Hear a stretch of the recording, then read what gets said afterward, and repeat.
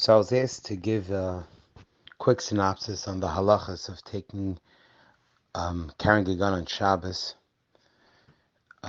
People have fears about different things they heard in the news, so I was asked if I could just give a quick synopsis on it. So the first thing I want to just point out is that we're only going to be talking about the actual halachic part. We're not going to discuss the hashkafic part, nor will we talk about the safety concerns and things like that, which all have to be considered as well. We're going to talk strictly about carrying a weapon on Shabbos, taking a weapon to shul. The other thing I want to point out is that although there's some people are quite frightened by the news they heard, that there's some alleged requests by terrorists to carry out attacks. Just want to point out that sometimes the mass hysteria is unwarranted, especially when local officials who I've been in touch with have indicated that there is no credible threats. So this actually makes a very big difference in halacha. So we're going to focus on two separate questions when it comes to carrying a weapon on Shabbos. Question number one is whether or not a weapon is muktzeh or not, if a gun is muktzeh. Question number two is whether you're allowed to carry it outside of an eiruv. There's a third question, whether you're allowed to bring it to shul as well. So as far as the muktzeh status of a gun, so there's basically three schools of thought. There is a school of thought that suggests that being that the primary purpose of a gun is actually not to shoot it, in the majority of cases the actual presence of a weapon is enough of a deterrent, and that's primarily what it's used for, so therefore it would be considered a kli shemachti leheter, the primary use, or even an equal use, or a very significant use of a gun is just for the deterrent. Therefore it's not even a kli which is intended to be used for a prohibited manner, so therefore it wouldn't even be a kli shemachti leheter. Shem Zalman and others suggest that. Others, like Rabbi Yashiv, maintain that it is a kli shemachti leheter, that it's a muktzeh status, no different than a hammer, which its usage is for something which is aser. In that case, if a person feels that he needs it for protection, so then, like any other muktzeh item, you'd be allowed to move it. So if you need the actual gun because you believe you need it for protection or something like that, then you'd be allowed to move it. You'd be allowed to wear it, and if you sit down, it's very uncomfortable. You'd be able to take it off. Lesser known shita is that a gun may be muktzeh machzor chesar and kiss, since generally has a designated area where a person keeps it, doesn't allow people to touch it, will not use it for anything else but for its purpose. Although many poskim say that this is not the case, that a person is not very particular with his weapon, obviously because of safety he is, but if there's no safety concerns, he would use it for something else. It's not fragile. It's not something which is incredibly expensive that a person is very careful with it due to the expense of it. Therefore, it's not muktzeh machzor chesar and kiss. So, while not entirely sure that this should be dismissed, it seems like most poskim maintain that it's either kli shemachti leheter or it's kli shemachti leheter. Regardless of that, a person would be allowed to carry a weapon from a muktzeh status, from a muktzeh standpoint, so long as it's from a muktzeh state, you'd be allowed to move it so long as it's l'tzerech gufa mekomo, because a person feels he needs it for protection, and therefore he's carrying it, or it's making him uncomfortable when he sits down or something like that. However, a person would not be able to move it, what's called mechama letzel. If let's say someone forgot it somewhere and just wants to move it that it doesn't get lost, he would not be able to do it. He would not be able to move it. Obviously, if it's in a place where a child may get to it or someone may get to it, obviously because of danger, a person should obviously move it, but do it with a shinui, so that because that would not be a heter of l'tzerech gufa mekomo. So if someone, for example, left it on his table, and now he realizes it doesn't want to forget it there, and it's not because he needs it, he just doesn't want it to be over there, that would be more of an issue where a person should carry it out with a shinui if there's an issue of safety.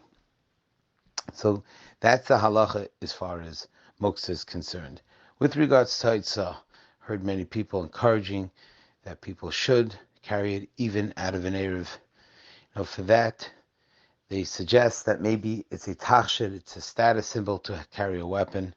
This is something which many achronim, including the Aruch HaShulchan, rejected, and states that something which is something for a kli milchama is not considered a tachshit.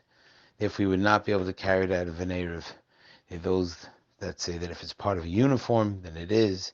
If it's not part of a uniform, then it's not a tachshit. However, most people that are carrying a concealed weapon, it's have to assume that it's not a tachshit, and therefore you cannot go out of an eiruv with it.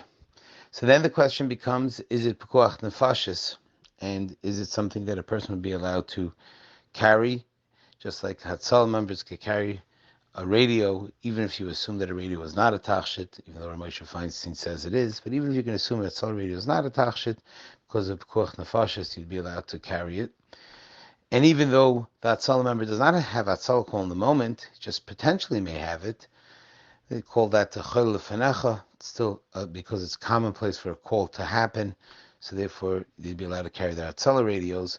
It's very, very hard, I believe, in this environment and Kadosh Baruch Hu should always remain that way, to allow somebody that reaches to a situation that it's such danger to take it out of an eiruv. I don't think it comes to that point, and I don't see why that would be mutter in this case.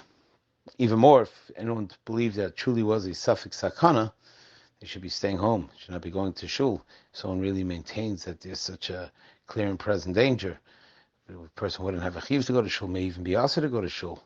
I'm not suggesting people don't go to shul, because I don't think there's a clear and present danger. Not me, but the authorities are saying that quite clearly. Kadosh Baruch Hu should help and protect us. As far as taking a weapon into shul, there's a question with regards to taking a sword. So machlokes poskim about whether it's the whole isser to take. Is it only a sword, which is very large, or a knife, which is small, is mutter? There are those that matter a concealed weapon, which is covered, which is not seen, and that would be mutter as well. So in short, carrying a weapon on Shabbos from the status of muktzeh, certainly a person would be able to carry a weapon if he is concerned about his safety, and therefore is taking it. It's certainly, if he's makbid to l'tzarech gufim according to Moshe, he'd be allowed to carry a weapon. To carry it out of an eiruv is would have to be really a clear and present danger, that there's a sakana lefenecha, that there's an actual danger which is present, which in this environment, Baruch Hashem, don't think we're dealing with such a situation, and we never should deal with it. So to carry it outside of an eiruv would be a very rare allowance to allow someone to do it. And taking it into shul, as long as it's concealed, it would be mutter. However, if someone does have a weapon in a shul, I think it's he has to be sure. It'd certainly be the prudent thing to make sure that the Rav, the Gabbai, there are people that know about it, and not just take it upon himself to do that. In no way am I suggesting that people should carry weapons. In no way am I suggesting that people should buy weapons, or that we need weapons. I'm not discussing any of that. Just I was asked that since many people are reaching out to find out what's the halacha, because they are concerned, because they want to know about carrying their weapons, so I'm only responding to that aspect of it, not to anything else, which is a much broader conversation, and most likely I'd be on my pay grade to answer those questions. But certainly with regards to these topics, I think this is the basic synopsis from the poskim. Obviously, if anyone has a specific question, you should always be asking their Rav. But here is the basic outline. HaKadosh Baruch Hu should help. The shaila should never even be considered. We should never even have the fear to even have to ask any such questions. Hashem should bring an end to all the tzaras of him. Hashem lo yishma yir shav shokat shomer shall be zech tegula shalema kol tov.